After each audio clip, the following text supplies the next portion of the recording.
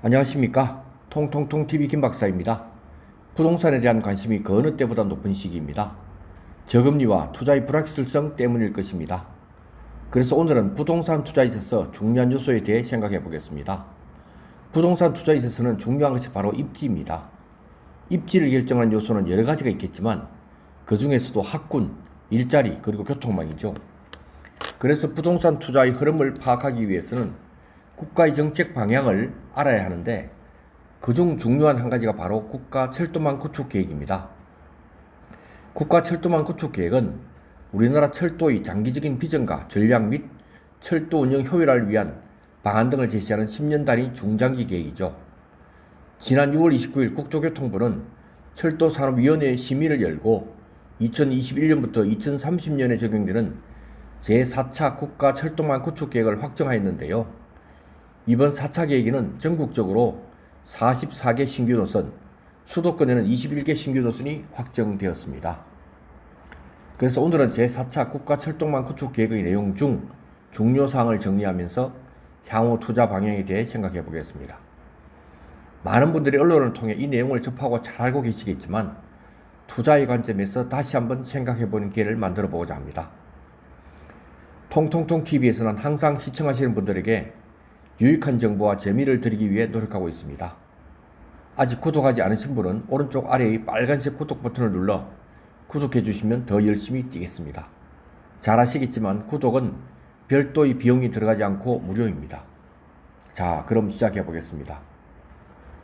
오늘 살펴볼 지역은 부천의 서부권 광역급행철도, 경기 화성시 3개 노선, 그리고 광주 대구의 달빛 내륙철도 노선 세 지역입니다. 먼저 GTX-D로 불리는 서부권 광역급행철도 노선의 서울 강남 직결이 결국 무산되었다는 것입니다.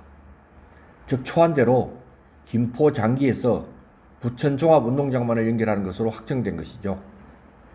계획 수립 단계에서는 인천시는 인천공항과 김포를 양기점으로 하는 Y자 형태의 110km 노선을, 경기도는 김포에서 강남을 지나 하남까지 있는 68km 노선을 요구했으나 결국 받아들여지지 않은 것입니다.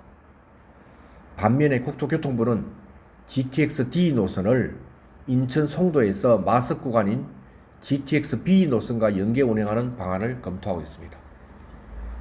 즉 추후에 GTX-B 노선 사업자와 협의를 거쳐 부천 종합운동장에서 GTX-B 노선과 선로를 같이 쓰는 방식으로 용산역 등 서울 도심까지 열차 직결 운행한다는 구상입니다. 그래서 김포 부천의 김부선에서 김포 용산의 김용선이란 말이 생겨났습니다. 그러나 강남 직결을 꾸준히 요구한 지역민들의 입장에서는 만족스럽다고 할 수 없겠지만 국토부에서는 고심하여 절충한 것 같습니다. 이렇게 되면 김포 장기에서 여의도까지 24분, 장기에서 용산까지는 28분이 걸릴 것으로 전망하고 있습니다. 이 외에도 수도권, 서부권의 교통 여건 개선을 고려해 당초 공청회 당시에는 반영되지 않았던 서울 5호선 김포, 금단 연장 사업이 추가 검토 사업으로 새롭게 포함되었습니다. 이번에는 화성시 쪽 내용을 살펴보겠습니다.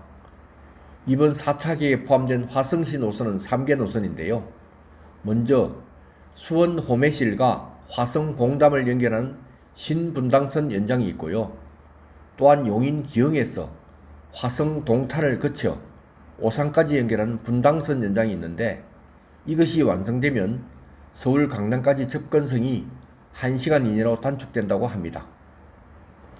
또한 2조 3천여억 원이 투입되는 수도권 내륙선은 화성 동탄에서 시작하여 안성, 진천 선수촌, 충북 혁신도시, 청주국제공항까지 총 연장 78.8km를 단 34분 만에 주파하는 광역철도망으로 국가 균형 발전에 새로운 전기를 열 것으로 기대됩니다. 이번 4차 철도망 구축 계획에 추가 포함된 또 하나의 지역은 광주와 대구를 잇는 달빛 내륙철도입니다. 이 사업은 국토부가 지난 4월 22일 발표한 초안에는 검토 사업으로 선정됐다가 의견 수렴 과정을 거쳐 이번에 확정된 것입니다. 달빛 내륙철도는 광주 송정과 서대 구간 199km 구간을 잇는 단선 전철 사업으로 사업비는 총 4조 5천억으로 추산됩니다. 영호남 교류와 국가 균형 발전 차원에서 사업 필요성이 강조되어 왔습니다. 이상으로 제4차 국가철도망 구축 계획 중 몇 지역을 살펴보았는데요.